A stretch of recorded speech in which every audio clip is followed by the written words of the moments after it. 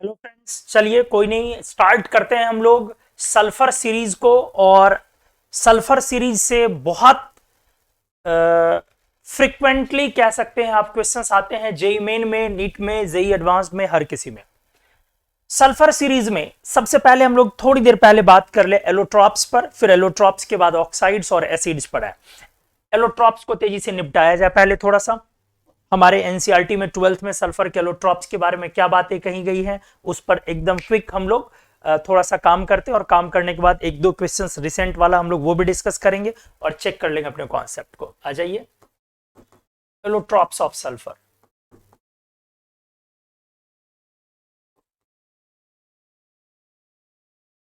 Sulphur का के बहुत सारे एलोट्रॉप्स होते हैं, ठीक वैसे ही जैसे कार्बन के बहुत सारे एलोट्रॉप्स होते हैं। और बॉन्ड एनर्जी, उसकी एसएस बॉन्ड की बॉन्ड एनर्जी काफी अच्छी होने के कारण एलोट्रॉपिक फॉर्म्स काफी मिलते हैं। कार्बन की सीसी बॉन्ड एनर्जी काफी अच्छी होने के कारण कार्बन के एलोट्रॉप्स काफी ज्यादा मिलते हैं। फ्लोरीन की एफ सिंगल बॉन्ड एफ की बॉन्ड एनर्जी कम होने के कारण, अराउंड 150 होने के कारण उसके एलोट्रॉप्स नहीं है। तो एलोट्रॉप होने का पीछे एक का जो रीजन है नॉन मेटल में, वो है बॉन्ड स्ट्रेंथ का ज्यादा होना। अगर आप एस सिंगल बॉन्ड एस लेते हैं तो 265 अप्रॉक्स 300 किलो जूल पर मोल के आसपास उसकी बॉन्ड एनर्जी है। तो sulphur is an allotropic element having numerous allotropes.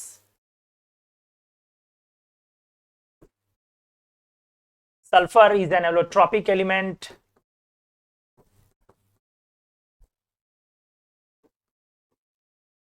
having numerous allotropes।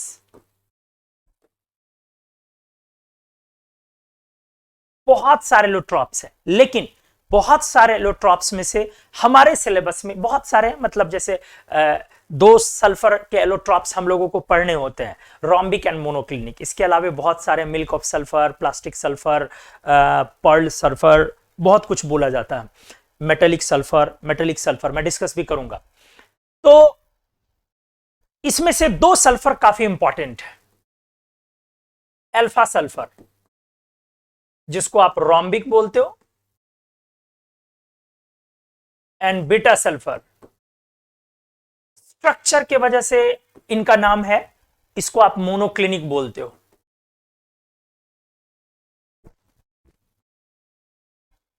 Are two most common allotrope. ठीक है, सल्फर के ये दो मोस्ट कॉमन एलोट्रॉप्स हैं। कौन कौन? Alpha and beta. बाकी और भी बहुत सारे, लेकिन ये दो सबसे इंपॉर्टेंट है, रोम्बिक एंड मोनोक्लिनिक। ठीक है, आ जाइए, मैं एक तरफ रोम्बिक और एक तरफ मोनोक्लिनिक रखता हूं। पहले आप थोड़ा सा ऐसे जाने, ये जो आपका रोम्बिक सल्फर है, अल्फा सल्फर जिसको बोलते हैं आप, अल्फा फॉर्म, इसको जब आप मेल्ट करते हैं और मेल्ट करने के बाद कूल करते हैं, तो आप इससे बड़ा आराम से इसके मोनोक्लिनिक सल्फर, मोनोक्लिनिक स्ट्रक्चर पर पहुंच सकते हैं। ठीक है, जिसको आप क्या बोलते हैं? बीटा सल्फर या बीटा फॉर्म। पहला पॉइंट हमने क्या बोला लो, कि रोम्बिक को आप मोनोक्लिनिक में पहुंचा सकते हैं जस्ट मेल्ट करके और फिर कूल करके। अब हम लोग दोनों पर देखेंगे, इसके मेल्टिंग पॉइंट पर भी चर्चा करनी है हमें। आप यू कह सकते हैं कि एलोट्रॉप से जो क्वेश्चंस आते हैं, कार्बन, सल्फर और फास्फोरस, इन तीनों एलोट्रॉप से क्वेश्चन सबसे ज्यादा आते हैं। और भी एलोट्रॉप्स हैं अपने सिलेबस में, बट इन तीनों से क्वेश्चंस बहुत ज्यादा आते हैं। एक मैं आपको पैटर्न समझा दूं, अगर कभी किसी जेई मेन में, चूंकि अब जेई मेन टेस्ट सीरीज की तरह होता है, मतलब अगर आपने कोई अटेम्प्ट किसी पर्टिकुलर मंथ में कोई अटेम्प्ट लिया, तो उस डेट में या उस अटेम्प्ट, मतलब फैब में अगर आपका पेपर होता है मान लीजिए, तो फैब में 5-6 डेट में एग्जाम्स होते हैं। तो अगर डेट 1 को जो पेपर आ रहा है, अगर उसमें एलोट्रॉप हैं, तो आप सतर्क हो जाएं कि अगले बाकी के पेपर में भी किसी न किसी में, अधिकांश पेपर्स में फिर एलोट्रॉप्स आने के चांसेस होंगे। हो सकता है कि आपके वाले में सल्फर आए हो तो दूसरे वाले में कार्बन आ जाए और तीसरे वाले में फास्फोरस। हाँ जी, इनऑर्गेनिक केमिस्ट्री में ये पैटर्न है। तो इस बात का मतलब ध्यान रखें कि अगर आपका पेपर किसी दिन, अगर आप जेईई मेन के एस्पायरेंट्स हैं, तो आपका पेपर अगर किसी पर्टिकुलर डेट में पढ़ रहा, तो आप ये देखें कि उससे पहले वाले पेपर में इनऑर्गेनिक केमिस्ट्री में मैंने ये गौर किया है कि थोड़ा इस पे सटीक बैठता भी है। एक में अगर वीएससीपीआर से क्वेश्चन दिखा तो सारे में वीएससीपीआर से क्वेश्चन दिखते हैं, करीब करीब, किसी किसी में नहीं। देखा हमने, आप 21 का पेपर पलटे तो एक पेपर में है सल्फर कैलोट्रॉप, दूसरे वाले के पेपर में सल्फर कैलोट्रॉप, तीसरे वाले के पेपर में कार्बन कैलोट्रॉप, चौथे वाले के पेपर में फास्फोरस कैलोट्रॉप। आप चेक करेंगे आपको दिखेगा ऐसा। और एम्स में भी ऐसा ही हिसाब किताब हुआ था, सल्फर वाला ही एम्स वाले ने 2019 में पूछा और उसके डिफरेंट अलग अलग डेज में जो पेपर हुए उसमें सल्फर कैलोट्रॉप्स आते रहे थे। ठीक है, सल्फर, फास्फोरस और कार्बन के। तो आ जाइए सीखते हैं हम लोग। रोम्बिक एंड मोनोक्लिनिक दो फॉर्म है। मैं यहां पे इसको डिवाइड करता हूं, डिवाइड मतलब एक पार्टीशन में क्रिएट कर रहा हूं यहां पे। ये लीजिए, अब इस तरफ मैं लिखता हूं रोम्बिक सल्फर,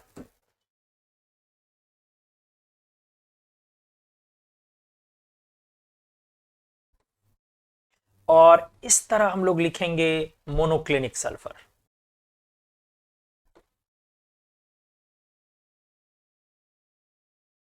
सल्फर के बहुत सारे एलोट्रॉप्स हैं जिनमें ये दो एलोट्रॉप सबसे इंपॉर्टेंट है। Rhombic alpha yellow colourless, alpha मतलब रोम्बिक येलो कलर का। पहला क्वेश्चन ये हुआ, ये क्लियर रखें। अल्फा फॉर्म जो होता है ये monoclinic sulphur, sorry rhombic sulphur, ये येलो कलर का हुआ। पहला क्वेश्चन का पॉइंट यहां से आता। एग में जो येलोनेस है वो रोम्बिक फॉर्म के कारण, रोम्बिक में सी मिस हो गया। एग में जो सल्फर होता है और वो येलो कलर जो है उसका, वो मोनोक्लिनिक नहीं, रोम्बिक फॉर्म के कारण। दूसरी बात, इसकी डेंसिटी ज्यादा होती है, किस फॉर्म की? रोम्बिक की। इसकी डेंसिटी ज्यादा होती है, रिलेटिवली इसकी डेंसिटी कम है।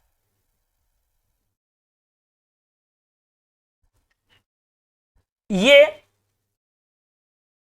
Melting point 385.8 kelvin, melting point 393.8 kelvin, 385.8 kelvin और 393.8 केल्विन। देखो मैं कैसे याद रखता हूं, 85 प्लस 8 93, 85 प्लस 8 93। जुगाड़ आपको हमेशा हर वक्त रखना पड़ेगा कि किस तरीके से हम करते रहे। ठीक है, तो मेल्टिंग पॉइंट वाइज अगर आप देखें तो मेल्टिंग पॉइंट किस फॉर्म का ज्यादा है, रोम्बिक का या मोनोक्लिनिक का? तो melting point wise sir monoclinic ज्यादा है, डेंसिटी वाइज रोम्बिक ज्यादा है। अब कहानी क्या है, आप रोम्बिक को थोड़ा धीरे धीरे स्लो हीट करें तो वो इस पर आ जाएगा, स्लो कूल करें तो उस पर जाएगा। हमने लिखा melting and cooling, melting and cooling. अगर आप इसको मेल्ट करते हैं मतलब जाहिर सी बात है 85 के ऊपर जाएगा। ठीक है, तो मेल्ट करेंगे और कूल करेंगे तो धीरे धीरे ये इस पर आ जाएगा। तो एक टेम्परेचर जो, जिस टेम्परेचर पर दोनों फॉर्म एक दूसरे में ट्रांजिट करते हैं उसको हम लोग ट्रांजिशन टेम्परेचर बोलते हैं। हम लोग नेक्स्ट पेज में आ रहे हैं। डेंसिटी स्पेसिफिक ग्रेविटी रोम्बिक की, ये डेंसिटी इसकी कम है, मेल्टिंग पॉइंट इसकी ज्यादा है, उसकी मेल्टिंग पॉइंट कम है। चलिए आ जाइए नेक्स्ट पेज पर। सॉलिबिलिटी और ये दोनों चीज डिस्कस कर लिया जाए। हाँ, हमने बोला कि जो अल्फा फॉर्म है वो बीटा फॉर्म में और बीटा फॉर्म अल्फा फॉर्म में ये धीरे धीरे कन्वर्ट होगा और एक ट्रांजिशन टेम्परेचर बोला जाता है जो स्पॉन्टेनियस होता है। एक ट्रांजिशन टेम्परेचर बोला जाता है इसका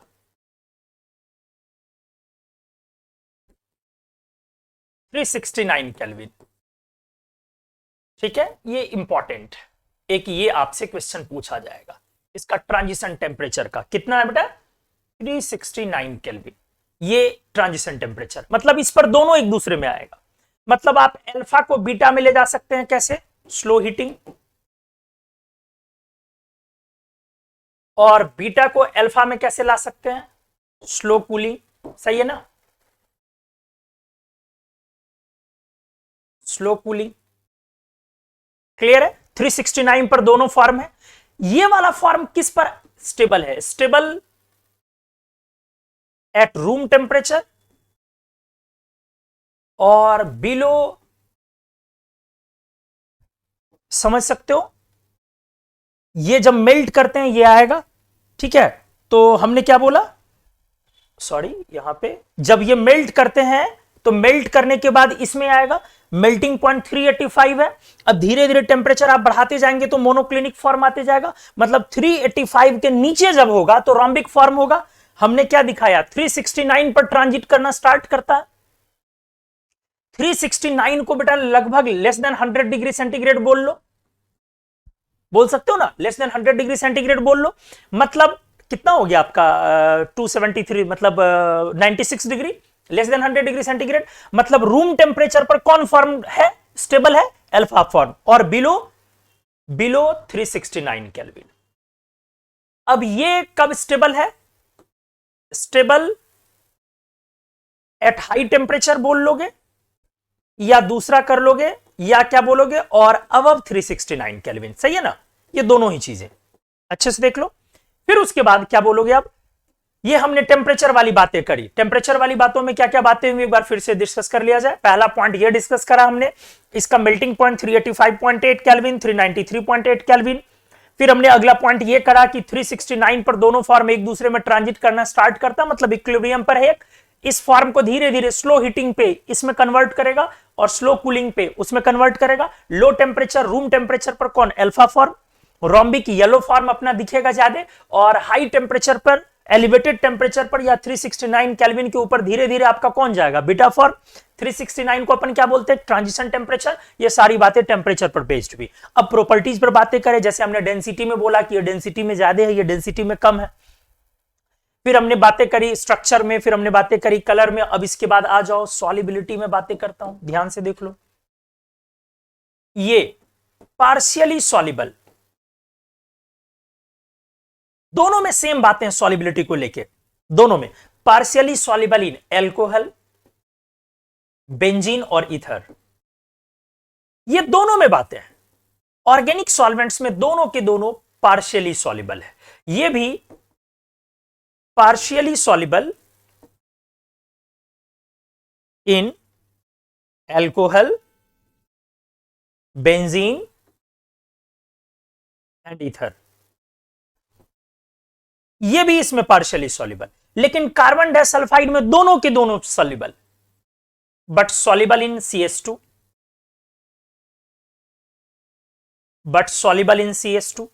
अच्छा, अगर वाटर में आ जाए, जल्दी बता दो क्या होगा, क्या आपने सीखा है, क्या हमने पढ़ा है, आपने पहले कभी अगर हमसे पढ़ा है, कभी देखा है, वाटर में सल्फर हमने क्या लिखा है, जल्दी बता दो, जल्दी जल्दी जल्दी जल्दी, वाटर में क्या लिखा हमने, जल्दी, सॉल्युबल या इनसॉल्युबल, जल्दी,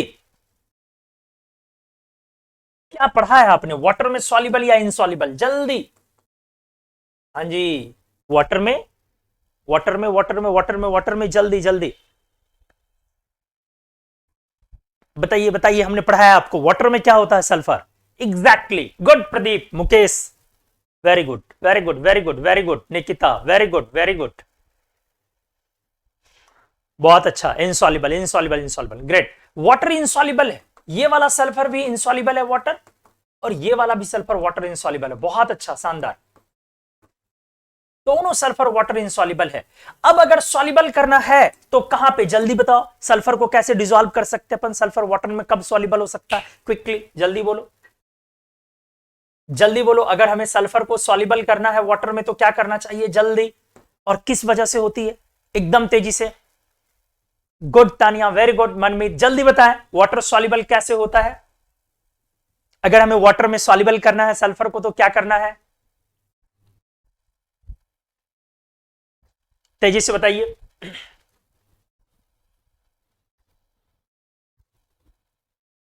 कार्बन डाइसल्फाइड में सल्फर सॉल्युबल होता है क्योंकि यहां पर CS2 में क्या होता है ना, सल्फर इसके साथ मिला के CXX एक कॉम्प्लेक्स बना लेता, सॉल्युबल कॉम्प्लेक्स CSX, यहां भी CS2 प्लस सल्फर CSX लिख देता हूं मैं अगले पेज में, जल्दी से बताइए, वाटर में जाने पर हमने पूछा कि किस तरीके से हम सल्फर को डिसॉल्व कर सकते हैं, क्या किया जाए ऐसा कि वाटर में सल्फर आने पर डिसॉल्व हो जाएगा, मेरा ये क्वेश्चन है। क्यों CS2 में सॉल्युबल हो जाता है? एक्चुअली जो आपका सल्फर है S, ये जब आपके CS2 से रिएक्ट करता है तो CSX बनाता है। CSX मतलब poly carbon sulphide, carbon polysulphide बोल सकते हैं आप इसको, कार्बन पॉलीसल्फाइड, ठीक है, सॉल्युबल कॉम्प्लेक्स ये बना लेता है। पॉलीसल्फाइड्स याद होंगे आपको, हमने करवाए थे, जैसे S2 double minus disulphide, S3 double minus, S4 double minus, S5 double minus pentasulphide, pentasulphide, ये हो गया आपका क्या, डाइसल्फाइड। तो एनीवेज कार्बन सल्फर का CS2 में सॉल्युबल होना इसलिए है क्योंकि वो उसके साथ CSX एक बना लेता है। हाँ, बॉइलिंग, एग्जैक्टली, ग्रेट, बहुत अच्छा, बहुत सही। तो वाटर में जाकर के क्यों इनसॉल्युबल है, बट वाटर में सल्फर को अगर हम लोग वाटर में डाल के क्या करते हैं बेटा, बॉयल करते हैं तो H2S प्लस SO2 बनता है, और इन दोनों के सॉल्युबल होने के कारण हाईली वाटर सॉल्युबल है ये दोनों गैसेज, हाईली वाटर सॉल्युबल है। कौन कौन? H2S एंड SO2, ये दोनों हाईली वाटर सॉल्युबल है। इसी वजह से सल्फर को हम बोलेंगे कि बॉइलिंग वाटर में जाके वो सॉल्युबल है। तो solubility of sulphur in hot water या boiling water is due to formation of H2S and SO2। Solubility of sulphur in hot और boiling water is due to formation of H2S and SO2। ये दोनों water में highly soluble है, H2S and SO2, ठीक है। तो चलो हमने क्लियर किया कि दोनों के दोनों इनसॉल्युबल है वाटर में, पार्शियली सॉल्युबल है अल्कोहल में, बेंजीन में और ईथर में। कार्बन डाइसल्फाइड में दोनों सॉल्युबल है क्योंकि उसके साथ मिलकर के CSX एक पॉलीसल्फाइड, कार्बन पॉलीसल्फाइड का एक कंपाउंड तैयार होता है जिसकी वजह से वो अल्टीमेटली सॉल्युबल है। और वाटर में हमने क्लियर किया कि बॉइलिंग वाटर या हॉट वाटर में क्या हो जाएगा आपका सल्फर, H2S प्लस SO2 बनाने की वजह से सॉल्युबल है। रिएक्शंस में हमने डिस्कस करा। और प्रॉपर्टीज में आप क्या बातें कर सकते हैं, जैसे डेंसिटी या मेल्टिंग पॉइंट, हमारी एनसीईआरटी जिन चीजों पर बातचीत करती है हम लोग उसी पर बात करते हैं। सल्फर में और बातें हो सकती है। सल्फर के चाहे आप अल्फा फॉर्म ले या बीटा फॉर्म ले, रोम्बिक फॉर्म ले या मोनोक्लिनिक फॉर्म ले, दोनों में से कोई भी फॉर्म उठाए, इसमें सल्फर S6 से लेकर के S20 तक के मॉलिक्यूल्स में रहते हैं। क्या बोला हमने? इसमें सल्फर S6 से लेकर के S20 तक के मॉलिक्यूल्स में रहते हैं, बीच में कोई कोई नहीं है, सारा नहीं है, करीब करीब सब है। ठीक से देखें, sulphur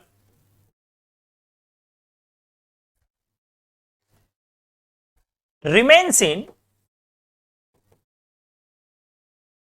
S6 to S20 molecular forms in both of rhombic as well as monoclinic forms, rhombic as well as monoclinic forms। अच्छे से सीख लेंगे आप और कॉन्सेप्ट क्लियर रखें अपना, सल्फर पर बहुत ज्यादा दिमाग नहीं लगाना। जो लिमिटेड बता रहा हूं आपकी एनसीईआरटी है और उसी में थोड़ी सी क्लैरिटी बढ़ाने के लिए हमने कुछ जो ऐड करना पड़ा हमने आपके पी ब्लॉक से लाके ऐड कर दिया, ये अल्टीमेट है, फाइनल है। तो हमने बोला सल्फर रहता है S6 से लेकर के S20 तक के मॉलिक्यूलर फॉर्म्स में, ठीक है, मॉलिक्यूलर फॉर्म्स में, चाहे वो आपका रोम्बिक सल्फर हो या मोनोक्लिनिक सल्फर हो, दोनों में ही S6 से लेकर के S20 तक के वो मॉलिक्यूलर फॉर्म्स में रहता है। और अगर आप बोले तो ये सॉलिड सल्फर है, ये solid forms, high molecular weight के कारण ये सॉलिड हो गया। मतलब सल्फर कैसा एलिमेंट है, सॉलिड या गैसियस या वेपर, इस तरह से आप बोलेंगे सल्फर एक सॉलिड एलिमेंट है, सल्फर को सॉलिड एलिमेंट का दर्जा दिया जाता है। क्लियर है? S6 से लेकर के S20, इसमें कोई कोई मॉलिक्यूल है जो रेयर एग्जिस्ट नहीं करते हैं, जैसे S5 से 15 तो करीब करीब सब करते हैं, सॉरी S6 से S15 तक सब करते हैं, फिर उधर 16 करते हैं, 17 नहीं करता है, नहीं 15 16 नहीं करता है, 17 नहीं और 19 नहीं। क्या बोला सर आपने, क्या बोला आपने, देख लो मैं क्या बोलता हूं, S6 से लेकर के और S15 तक सारे, S16 नहीं करेगा, S17 नहीं करेगा, S18 करेगा, S19 नहीं करेगा, फिर S20 करेगा। क्लियर हुआ, क्या बोला हमने, क्लियर हुआ। हमने बोला कि इसमें कौन करेगा कौन नहीं करेगा, S6 से लेकर के S20 में, तो हमने बोला S6 से 15 तक सारे, 16 नहीं करेगा, 17 नहीं करेगा और 19 नहीं करेगा, 18 20 ये फिर करेगा। तो इसी फॉर्म में एलिमेंटल सल्फर या तो S6 में रहेगा, या S7 में रहेगा, या S8 में रहेगा, या S9 में रहेगा, या S10 में रहेगा। अब समझ रहे होंगे अब चीजों को। बट S16 में नहीं रहेगा, 17 में नहीं रहेगा और 19 में नहीं रहेगा, फिर 20 में रहेगा। ठीक है, और किसी में पकड़ फॉर्म में होता है, किसी में क्राउन फॉर्म में, चेयर फॉर्म, बहुत सारे फॉर्म्स होते हैं। जैसे एक एग्जांपल में हमारे सिलेबस के 2 स्ट्रक्चर्स हैं, आप उन दोनों को बना ले। S6 ये ले ले,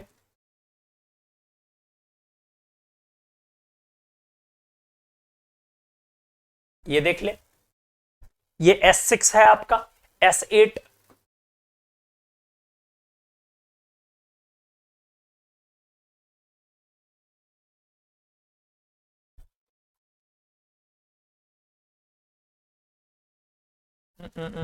S8 बना रहा हूं ना,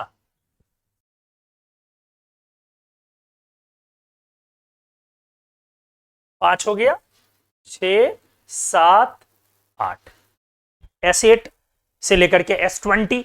ठीक है, इसको क्राउन फॉर्म भी आप बोल सकते हैं, क्राउन फॉर्म में होता है ये। तो इस तरह से करके सारे सल्फर के फॉर्म्स हैं।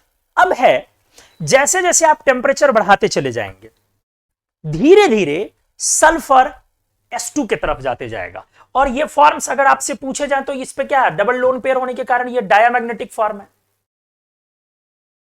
इस पे भी आप देख ले, सारे पे डबल लोन पेयर होगा। इसी को आप दूसरे फॉर्म में भी बना सकते हैं। ठीक है, जैसे आप इसको ऐसे ही बना सकते हैं क्राउन के फॉर्म में, ऐसे क्राउन, ये लीजिए क्राउन, ये लीजिए, ये लीजिए क्राउन, क्राउन फॉर्म ऐसे भी बना सकते हैं आप। ये भी सारे के सारे क्या है, डायमैग्नेटिक है।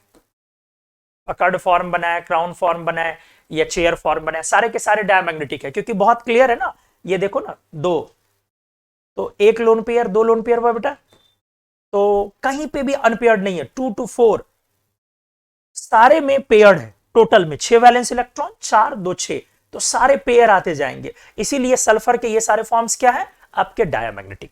जैसे जैसे हम लोग टेम्परेचर बढ़ाएंगे, ये S2 वेपर की तरफ शिफ्ट होने लगेगा, मतलब मॉलिक्यूलर फॉर्म चेंज करेगा।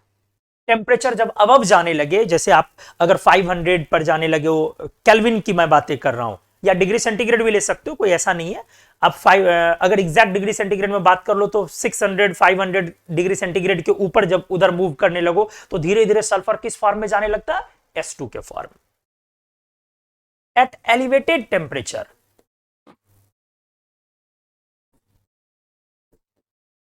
Sulphur starts converting itself to किसमें, S2 वेपर फॉर्म। हमने क्या बोला लोग, जब टेम्परेचर आपका बढ़ने लगे तो सल्फर अपने आप को कन्वर्ट करना स्टार्ट कर लेता है, किस फॉर्म में, S2 वेपर फॉर्म। S2, अब S2 की एक मिस्ट्री है अपने आप। S2 ठीक उसी तरीके से है जैसे O2 है। तो आप O2 में क्या लिखते हो, मॉलिक्यूलर ऑर्बिटल कॉन्फ़िगरेशन, चूंकि ये मॉलिक्यूल होता है, तो आप लिखते हो बेटा पाई 2px2, पाई 2py2 और pi star 2px1, pi star 2py1। ये कौन सा फॉर्म है, ट्रिपलेट फॉर्म, क्योंकि 2 अनपेयर्ड है ना, ये ट्रिपलेट फॉर्म है। और ये आपका एम्स के एक पेपर में आया हुआ था, 2019 के एक पेपर में ये आया हुआ था। Triplet form. एजर्सन रीजन में उसने लिखा था, एम्स के 19 के अलग अलग पेपर में सल्फर के रिगार्डिंग अलग अलग क्वेश्चंस आए।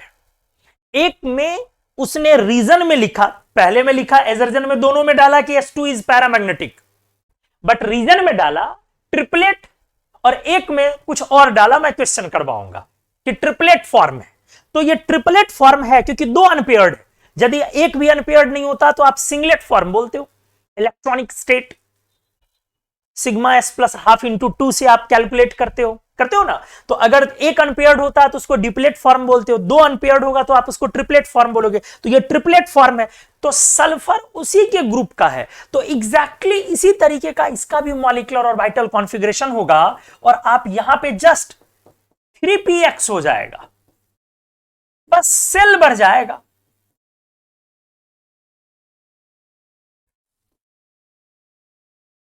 पाई स्टार 3py1, बस ऑर्बिट बढ़ जाना है, चीजें वही आएंगी। मतलब ये भी एग्जैक्टली कौन सा हुआ, ट्रिपलेट फॉर्म। ठीक है, ट्रिपलेट फॉर्म। वहां से आप इसको हटा ले, यहां पे एम्स वाला ये चीज यहां पे आया है, इसमें एम्स 2019।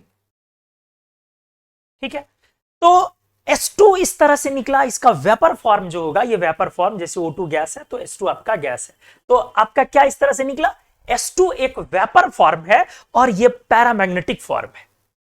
ये पेज नंबर अपना 5 है। देयरफॉर S2 पैरा, दो अनपेयर्ड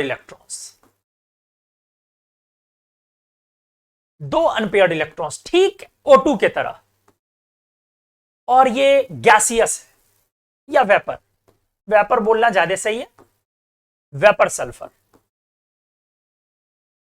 गैसियस से ज्यादा बेहतर आप वेपर बोले। ये वेपर सल्फर हुआ। ठीक है, और वाइल वहीं पर अगर आप दूसरे फॉर्म्स लें, S6 या S8 या S10 वगैरह या S20 वगैरह, ये सब क्या है आपके डायामैग्नेटिक फॉर्म्स।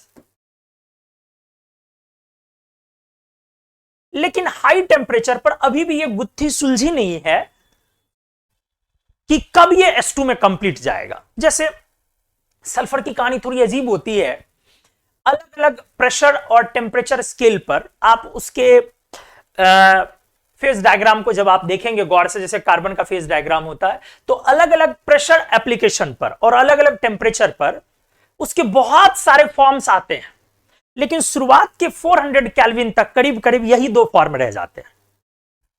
कौन, अल्फा एंड बीटा। 400 केल्विन तक करीब करीब यही दो फॉर्म रहते हैं। 400 केल्विन के ऊपर उसके सारे सल्फर के फॉर्म्स हाई प्रेशर या टेम्परेचर बढ़ने पर, टेम्परेचर बढ़ा के हाई प्रेशर या लो टेम्परेचर पर हाई प्रेशर, सब पर खेल अलग अलग होता है। अलग अलग तरह के सल्फर आपको देखने को मिलेंगे, जो हम लोगों के सिलेबस से क्या कर दिया गया, एक्सक्लूड कर दिया गया।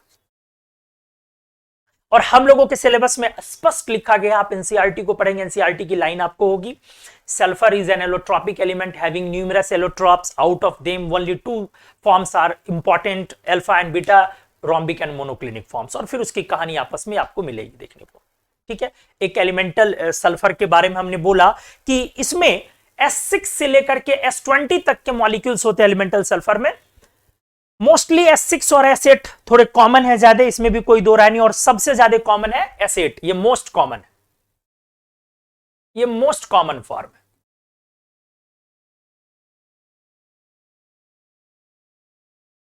ठीक है, अब इसके बाद जब आप टेम्परेचर, हमने बोला कि 500 degree centigrade, 600 degree centigrade, 700 degree centigrade, ऐसे आप बढ़ाते चले जाएं तो धीरे धीरे सब किस में चले जाएंगे, S2 में जाने लगेंगे।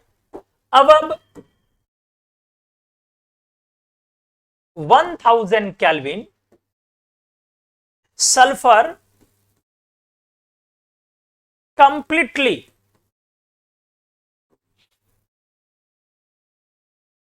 कन्वर्ट्स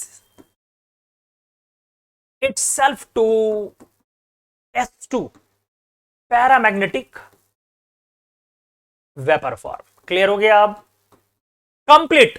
बट हमने क्या बोला कि शिफ्टिंग उसकी स्टार्ट हो गई उससे पहले, बट कंप्लीट किस पर पहुंच गया, 1000 केल्विन के ऊपर जब जाएंगे तो वो कंप्लीट पूरे का पूरे शिफ्ट कर गया उसमें।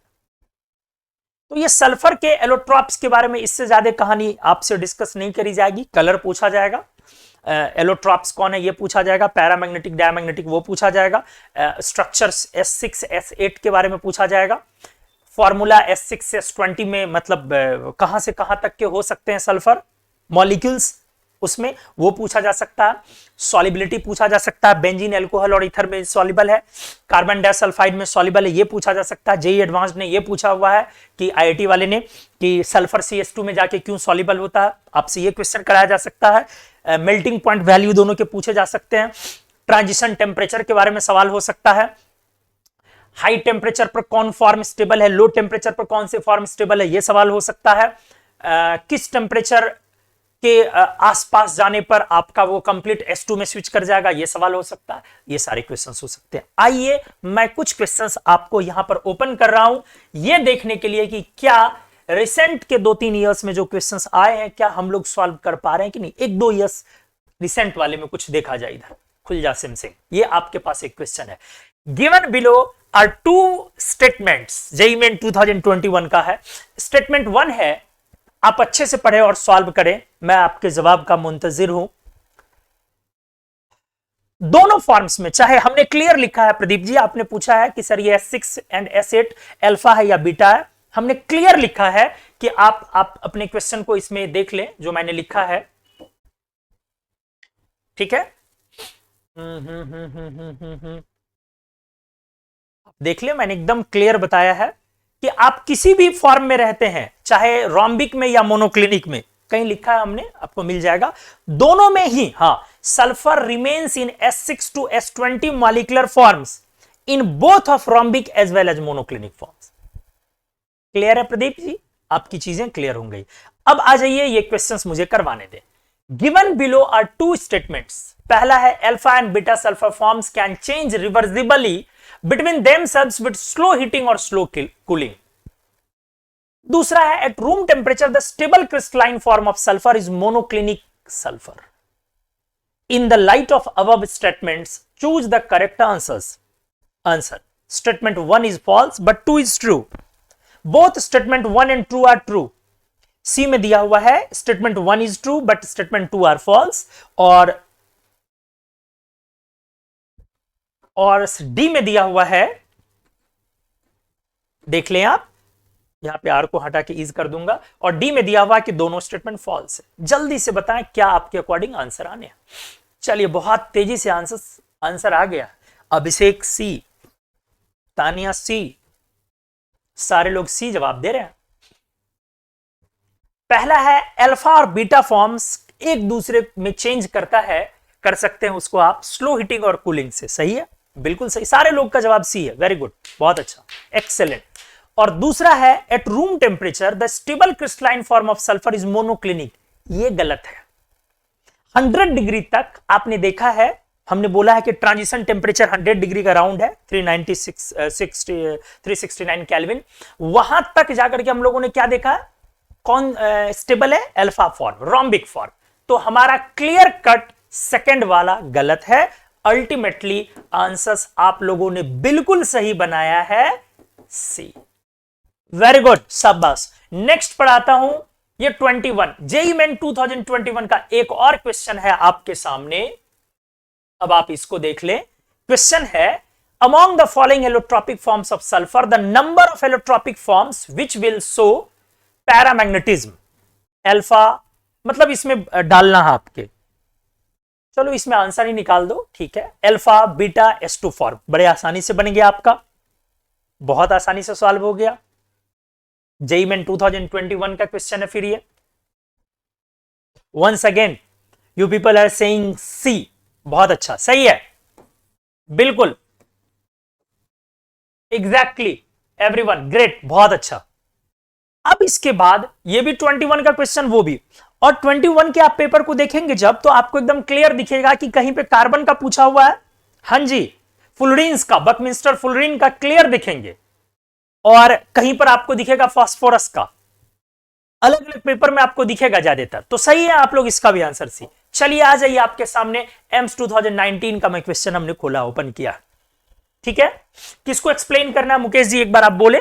ये है among the following allotropic forms of sulphur the number of allotropic forms which will show paramagnetism. तो alpha sulphur, beta sulphur, S2 form. तो जब आप अल्फा और बीटा, बिल्कुल एक्सप्लेन करने की बात है तो मैं कर दे रहा हूं, जब आप अल्फा और बीटा सल्फर बोलते हैं, इसका मतलब है आप बातें करते हैं S6 टू S20 की, नहीं S6 की बातें करते हैं, आप S7 की बातें करते हैं, आप S8 की बातें करते हैं, आप S10 की बातें करते हैं, आप S12 की बातें करते हैं, आप S14 की बातें करते हैं, सो ऑन, आप S20 की बातें करते हैं। तो ये सारे जो है ये अल्फा और बीटा, ये डायमैग्नेटिक फॉर्म्स हैं। तो इसका पैरामैग्नेटिक वाला फॉर्म्स कौन सा है? S2 वाला पैरामैग्नेटिक फॉर्म है। O2 की तरह उसका स्ट्रक्चर होगा। जिस तरह से O2 आप स्ट्रक्चर ड्रॉ करते हो, ये देख लो, मैं करवा दे रहा हूं, ये देख लो, कहां गया भाई, आ जा, ये आ गया, ये लीजिए। जैसे आप O2 का स्ट्रक्चर ऐसे बनाते हो, हमने आपको MOT सिखाया, लाजवाब। हमने बोला आप ऐसे बनाया करें, ऐसे नहीं बनाया, ये बच्चे लोग बनाते हैं, इस तरह से नहीं बनाना है हमें। ठीक है, तो S2 का भी स्ट्रक्चर आप इसी तरीके से ड्रॉ करें, ये वाला स्ट्रक्चर, एंटी बॉन्डिंग इलेक्ट्रॉन की प्रेजेंस के कारण। तो उम्मीद है क्या मुकेश आपको समझ में आया जो आपका क्वेश्चन था? आपने बोला था कि सर इसको एक्सप्लेन कर दे, मैंने कर दिया प्रॉपरली। क्या आपका क्लियर हो गया मुकेश? बता दे मुझे। जो पैरामैग्नेटिज्म शो करेंगे वो S2 फॉर्म करेगा, ना अल्फा ना बीटा, क्योंकि अल्फा बीटा का सामान्य मतलब होता है S6 से लेकर के S20, और हाई टेम्परेचर पर S2 मिलता है। जब 600-700 क्रॉस करता है तब आपका S2 मिलना शुरू होता है। वेरी गुड, यस सर लिखा इसने। ये हमारा एक क्वेश्चन है। In vapour state S2 molecule shows paramagnetism. Reason है sulfur has 2 unpaired atomic orbitals. In vapor state S2 molecule shows paramagnetism. Reason है sulfur has 2 unpaired atomic orbitals. पहला, if both assertion reason are correct and reason is the correct explanation of assertion. दूसरा, both assertion reason are correct but reason is not the correct explanation of assertion. तीसरा, assertion correct, reason incorrect. चौथा, दोनों incorrect. क्या answer आप लोग निकाल रहे हैं? देखो जरा, मैं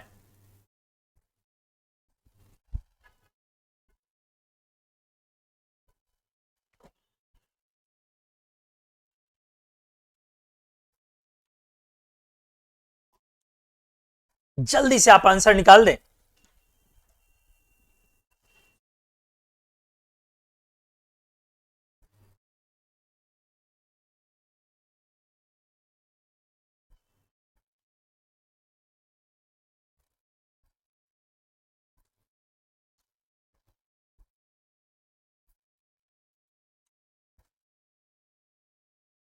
हाँ जी, क्या आंसर्स आप लोगों ने लाया? आंसर्स ए और एक आंसर सभी लोगों का ए कंटिन्यूअस आ रहा है। एक सिंगल मनमीत ने आंसर किया है, नहीं उसने भी ए किया, बाकी लोगों ने कैपिटल ए किया, इसने स्मॉल ए किया। मैं सॉल्व करूं, इसका आंसर है बी।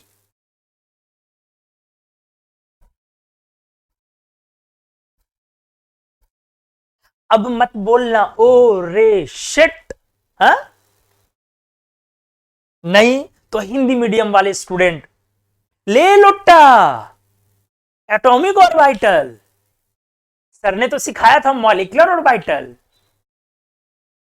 हाँ जी, इस क्वेश्चन की खासियत यही है, आपने इस पर ध्यान नहीं दिया। बिल्कुल, देखिए प्लीज ध्यान दे, यहां पे क्या है कहानी। असर्जन में दिया हुआ है कि S2 जो है वो आपका पैरामैग्नेटिज्म शो करता है, सही है, कोई दो राय नहीं है। Sulphur has 2 unpaired atomic orbitals, बिल्कुल सही है, लेकिन आपने ध्यान नहीं दिया। क्या ध्यान नहीं दिया? आ जाओ। सल्फर जब आप एलिमेंटल लिखते हैं,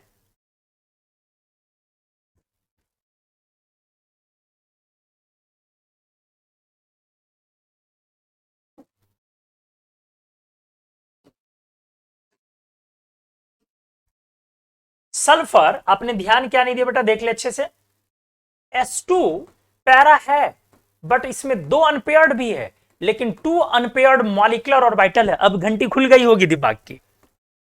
टू अनपेयर्ड मॉलिक्यूलर ऑर्बिटल है, एंटी बॉन्डिंग मॉलिक्यूलर ऑर्बिटल है, इसलिए वो पैरामैग्नेटिक है। क्या इस वजह से वो पैरामैग्नेटिक है कि इसमें टू अनपेयर्ड एटॉमिक ऑर्बिटल है? भाई साहब क्या आप बात कर रहे हैं, एटॉमिक ऑर्बिटल है बट कहां पे? सल्फर एटम की जब बात करें तब 3s2 3p4, अब जाकर के उसके पास दो अनपेयर्ड हैं। समझ में आया? तो आप बोलेंगे सल्फर एटम पैरा है और इसके पास टू अनपेयर्ड, आप लोगों को सॉरी बोलना चाहिए, इसके पास टू अनपेयर्ड एटॉमिक ऑर्बिटल है। तो आपसे क्वेश्चन में क्या पूछा है? वेपर स्टेट में सल्फर मॉलिक्यूल पैरामैग्नेटिज्म शो करता है, S2 मॉलिक्यूल, और रीजन दिया है कि sulphur has two unpaired atomic orbitals. क्या सल्फर के पास दो एटॉमिक ऑर्बिटल अनपेयर्ड है इसीलिए वो S2 पैरा है? बिल्कुल सॉरी बोलना चाहिए। ले लुट्टा, ध्यान ही ना दिए, ऐसे नहीं होता है, ऐसे नहीं होता है। यहां पे तो कंपटीशन चल रहा है ना, वही चीजें हैं, सीली चीजें जो है ना, आपको जिसको देख के आप ध्यान नहीं देते ना, वही चीजें कंपटीशन आपको परेशान करती हैं। तो एग्जैक्टली आप लोगों ने गड़बड़ कर डाला, सारे लोगों ने गड़बड़ कर डाला। तो इस क्वेश्चन का सही आंसर क्या होगा? बी। आप समझ चुके होंगे अब कि सल्फर एटम पैरामैग्नेटिक है और वहां पे दो अनपेयर्ड एटॉमिक ऑर्बिटल है। आपसे क्वेश्चन में पूछा गया था S2 मॉलिक्यूल, और वो जो पैरामैग्नेटिक है वो दो अनपेयर्ड मॉलिक्यूलर ऑर्बिटल के कारण, एंटी बॉन्डिंग के कारण। हाँ एग्जैक्टली, बी होगा आंसर अब। ऐसे ही लोग आउट होते हैं और ऐसे ही जाते हैं और फिर बोलते धोखा। किसी ने धोखा वोखा नहीं दिया, आप खुद सावधान नहीं थे, सावधानी हटी दुर्घटना घटी। सुने नहीं हो? आ जाओ M18 का शानदार question. Above which temperature sulfur transits to S2 diatomic molecular diatomic form completely? अच्छे से जवाब दे दें। Above which temperature sulfur transits to S2 diatomic form completely? A option है 1000, B है 385.8, C है 369, D है 727। क्या होगा आंसर? जल्दी आप बताएं, एम्स 2018 के क्वेश्चन है।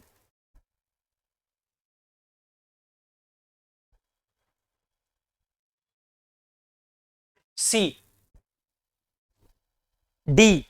अरे अलग अलग लोगों का अलग अलग आंसर आ रहा है भाई, ऐसे कैसे? सी, डी, सी और डी लोग आंसर दिए जा रहे हैं, अलग अलग आंसर्स दे रहे हैं। ए देखिए, तो अब ए भी आ गए मैदान में। अब विच टेम्परेचर, इतना आसान, ए वाले ने अपना डिलीट भी कर लिया। At which temperature sulphur transits to S2 diatomic form completely?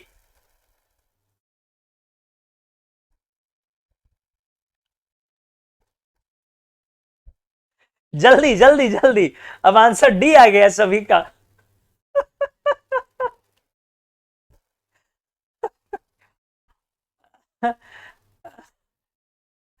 अच्छा, चेंज करने में आप लोग माहिर हैं। इनऑर्गेनिक को हल्के में ना लें, बार बार समझाता हूं, और ये रटने वाला भी सब्जेक्ट नहीं है। इस तरह से अंधाधुंध लोग भागते रहते हैं। एग्जैक्टली आंसर डी होगा, जबकि इसका आंसर लोग ए सोच रहे होंगे। देखो सारे टेम्परेचर जान पहचान वाले हैं, तो दिमाग में वो तारे जमी पर वाला जो बचवा होता है ना, टेम्परेचर वैल्यूज आर डांसिंग, थोड़ा सा उधर गए आपका काम तमाम। ये तो कोई टेम्परेचर ही नहीं होता, 1000 केल्विन होता है। तो 1000 केल्विन को डिग्री सेंटीग्रेड में बदलोगे तो 727 डिग्री सेंटीग्रेड होगा, इसलिए आपका आंसर डी होगा एग्जैक्टली। ठीक है, ए नहीं होगा, डी होगा। और रहा सवाल ये 385.8 क्या होता है भाई? 385.8 कौन सा वैल्यू आया है? तो एक्चुअली ये मेल्टिंग पॉइंट है अल्फा फॉर्म का। 369 क्या होता है? ये ट्रांजिशन फॉर्म है अल्फा और बीटा का, ये ट्रांजिशन टेम्परेचर है, ट्रांजिशन टेम्परेचर हम इसे बोलते हैं। ठीक है, और 727 क्या है? 1000 केल्विन के ऊपर में जाता। तो सारे वैल्यू जान पहचान वाले दिए गए। तो उम्मीद है आपको सल्फर के एलोट्रॉप्स के बारे में चीजें समझ में आई होंगी। एक जेईई मेन 2011 का एक बहुत खूबसूरत सा क्वेश्चन है, वो मैं करवाता हूं आपको। बहुत प्यारा सा क्वेश्चन है, उसको भी आप देख लें। AI वैसे सल्फर के क्वेश्चंस बहुत ईयर आए हैं, बट JEE मेन 2011 वाला जो क्वेश्चन है वो थोड़ा सा अच्छा क्वेश्चन है, मैं उसको आपको करवाता हूं, इंतजार करें। आपके सामने एक और क्वेश्चन, बहुत सारे क्वेश्चंस पूछे गए हैं सल्फर इलेक्ट्रॉप्स के रिगार्डिंग या फास्फोरस, कोई एंड तो है नहीं उसका, ओर छोड़ है नहीं, फिर भी कुछ इंपॉर्टेंट क्वेश्चंस हमने करवाए हैं। Which of the following statements regarding sulphur is incorrect? पहला है H2 मॉलिक्यूल इज पैरामैग्नेटिक, कौन सा इनकरेक्ट है सल्फर के रिगार्डिंग? दूसरा है the vapour at 200 degree centigrade consist mostly of acid rings. तीसरा है एट 600 degree centigrade the gas mostly consist of H2 molecules.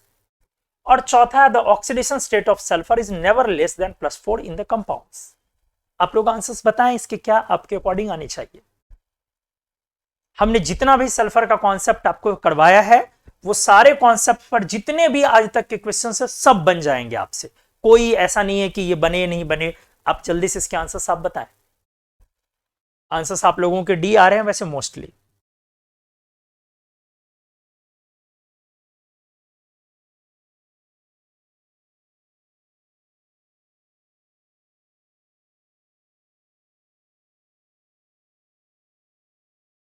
Good, सारे लोगों ने आंसर डी किया, बहुत सही। आ जाइए, एकदम एग्जैक्टली डी ही होना चाहिए मेरे अकॉर्डिंग भी। पहला है H2 मॉलिक्यूल इज पैरामैग्नेटिक, काफी कॉमन है, सही है। दूसरा है the vapour at 200 degree centigrade consist mostly of acid ring. अगर मान लीजिए थोड़ा सा इसमें आपको डाउट है कि सर पता नहीं ये होगा कि नहीं, तो 200 डिग्री सेंटीग्रेड मतलब 473 केल्विन है। हम लोग आप जान रहे हैं कि 369 केल्विन मतलब लेस देन 100 डिग्री सेंटीग्रेड पर वो ट्रांजिट करता है इसमें, और 393 केल्विन इसका मेल्टिंग पॉइंट है। पहले का 385 केल्विन, दूसरे का 393। 393 को 120 डिग्री सेंटीग्रेड बोल सकते हो, तो काफी कम मेल्टिंग पॉइंट है उनका भी। तो 200 डिग्री सेंटीग्रेड पे जब वो वेपर में धीरे धीरे जाने लगता है, अभी स्टार्ट हुआ है, अभी कह रहा है एसिड रिंग है। अगर आपको मन में डाउट है कि सर इसमें एसिड नहीं H2 होगा, तो हमने ये नहीं बोला था, हमने बोला था जब 1000 केल्विन के ऊपर जाते हैं आप तो कंप्लीट H2 में जाता है। बट हाई टेम्परेचर हमने बोला था आपको 400 500 600 पे जाएंगे तो धीरे धीरे H2 का अमाउंट बढ़ेगा, जो आपका बाकी फॉर्मूला है वो रहेगा, बट धीरे धीरे H2 का अमाउंट बढ़ेगा। सी में देखो और क्लियर लिखा है एट 600 डिग्री सेंटीग्रेड पे 727 होता है 1000 केल्विन। 600 डिग्री सेंटीग्रेड पे gas mostly consist of H2, अभी भी मोस्टली है, वनली नहीं है। और जो आपने ये क्वेश्चन करा था वो कंप्लीटली था, above which temperature sulphur transits to H2 diatomic form completely. तो 1000 केल्विन के ऊपर तो 727 डिग्री सेंटीग्रेड के ऊपर कंप्लीट चला जाता, बट हमने क्या बोला, स्टार्ट हो जाएगा धीरे धीरे टेम्परेचर, हाई टेम्परेचर पर वो H2 की तरफ ट्रांजिट करना। इसीलिए सी ऑप्शन भी आपका करेक्ट होगा कि मोस्टली आपका 600 पर हाई टेम्परेचर पर H2 जाएगा। और डी में oxidation state of sulphur is never less than +4 in the compounds. तो +4 के नीचे H2S तो जाता है ना, आप H2S ले, H2S में नहीं है सल्फर -2 तो जाएगा ना, कह रहा नेवर, कभी नहीं जाएगा, ऐसा थोड़ी नहीं होता। हाँ, आप ये दिमाग में नहीं ला सकते हैं H2S2O3, आप इसको +2 नहीं सोच सकते हैं +4 की जगह, क्योंकि इसमें लेस भी है लेकिन इसका ऑक्सीडेशन स्टेट +6 -2 दो तरह का इसमें है, तो इसमें भी लेस गया है, बट +2 की वजह से लेस नहीं है, -2 की वजह से लेस है। तो अल्टीमेटली अपना आंसर डी गलत है, मतलब डी गलत है ऑप्शन, इसलिए आंसर डी होगा।